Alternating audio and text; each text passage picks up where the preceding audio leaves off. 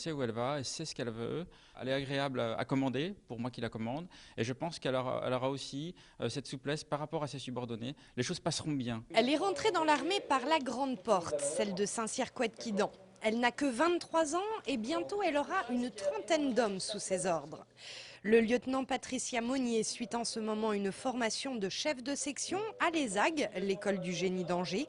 Dans sa promotion, 8 femmes comme elle vont s'imposer parmi 94 officiers.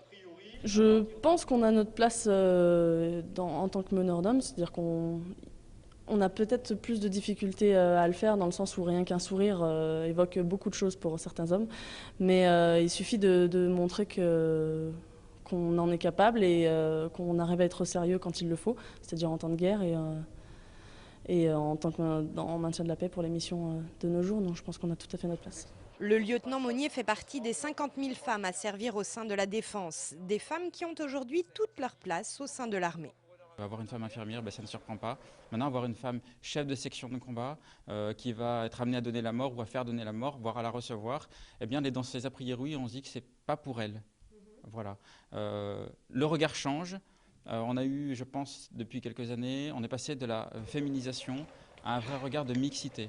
Sur le terrain, certains réflexes masculins de protection continueront d'avoir la vie dure. Mais pour Patricia, sportive émérite, le terrain, c'est le moyen de faire ses preuves.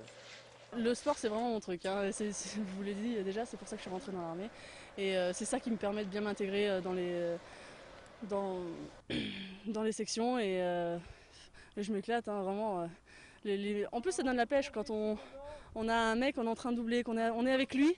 Lui, il n'a pas envie forcément. Donc il y a cette petite compétition et ça nous permet de progresser et de faire un travail d'équipe phénoménal, quoi. Patricia, elle est aussi opérationnelle que n'importe qui d'autre. Mais disons que j'aurais plus tendance à aller protéger une fille qu'à aller protéger un garçon. La guerre, une affaire d'hommes. Dans le cadre du Festival du Scoop, la question sera posée vendredi prochain à 20h30 à l'ESAG. Le lieutenant Monnier fera partie des intervenants. Hier, les éleveurs bovins avaient décidé de bloquer l'entrée des abattoirs Sofiba au Lion d'Angers. Ils protestaient contre la baisse des cours et des pratiques litigieuses des industriels pour classer les carcasses. La direction a reconnu certaines erreurs, le blocus est donc levé au Lion d'Angers. Il reste cependant en place aux abattoirs de Cholet. Bravo à Arnaud Assoumani. L'athlète angevin licencié au CSJB vient d'être élevé au grade de chevalier de la Légion d'honneur. Il fait partie de la trentaine de sportifs à recevoir cette distinction. Arnaud s'était illustré aux Jeux paralympiques de Pékin en remportant l'épreuve du saut en longueur et surtout en portant le record du monde à 7,23 m. Comme chaque année, le marché de Noël, les illuminations et le Père Noël sont très attendus des Angevins. Eh bien, bonne nouvelle, ces animations vont bientôt revenir. Cette année, Soleil d'hiver débutera dès le 6 décembre. Plus de 50 chalets du marché de Noël s'installeront rue Le Nepveu et place du Ralliement, et aussi, et c'est nouveau, rue d'Alsace et place Sainte-Croix. Mais la plus grande nouveauté de cette édition, c'est le rayonnement de Soleil d'hiver jusque dans les quartiers. On a également des marchés de Noël au niveau du centre Tati à Belle-Beille, et puis également des illuminations, des animations au niveau de la Roseraie, de Montplaisir, quartier Bichon-Saint-Lazare, enfin tous les quartiers s'impliquent dans Soleil d'hiver. De nombreuses animations sont programmées avec notamment du spectacle burlesque, des contes et spectacles musicaux, mais aussi la mise en lumière du château à partir du 16 décembre. Pour profiter pleinement de toutes ces animations, les travaux du tramway seront totalement suspendus. Il va y avoir la trêve du tramway du 5 décembre au mois de janvier, de façon à ce que toutes les rues soient libres, plus un engin, et donc les Angevins et bien entendu donc les personnes extérieures pourront s'approprier donc toutes les rues, bien au contraire.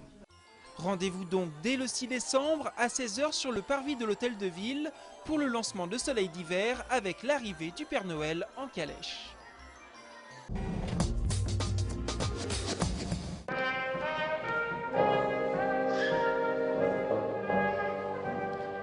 C'est un événement qui méritait bien le soutien d'une fanfare. Il y a quelques jours, au quai à Angers, le mois de l'économie sociale et solidaire a en effet été officiellement lancé.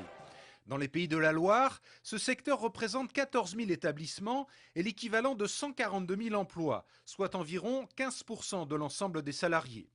Par rapport au secteur classique, l'économie sociale et solidaire se distingue grâce à 2 éléments clés.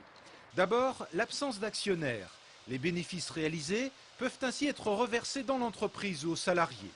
Autre différence fondamentale, le système de gouvernance.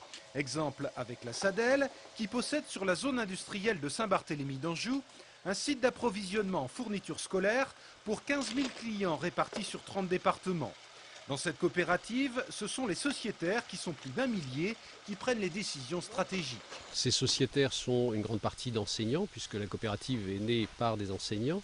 Et l'ensemble de ces sociétaires se réunissent dans une assemblée générale, élisent un conseil d'administration avec un président, et ce président et ce conseil d'administration détermine les activités et les orientations qu'elle confie donc au directeur général que je suis. Dans un contexte global de crise, ce mois de l'économie sociale et solidaire semble donc tomber à point nommé pour promouvoir une autre façon de penser.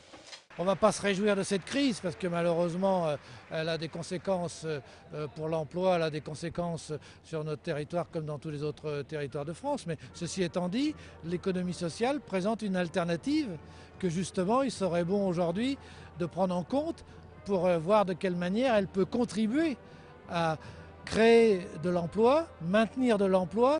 À titre d'indication, sachez que depuis l'an 2000, l'économie sociale et solidaire a créé quelques 20 000 emplois dans les Pays de la Loire.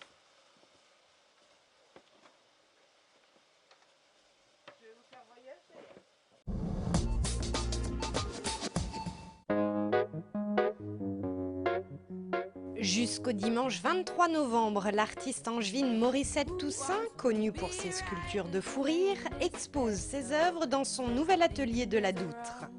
Des sculptures donc, mais aussi des toiles, car l'artiste peint également de grands formats aux couleurs chaudes.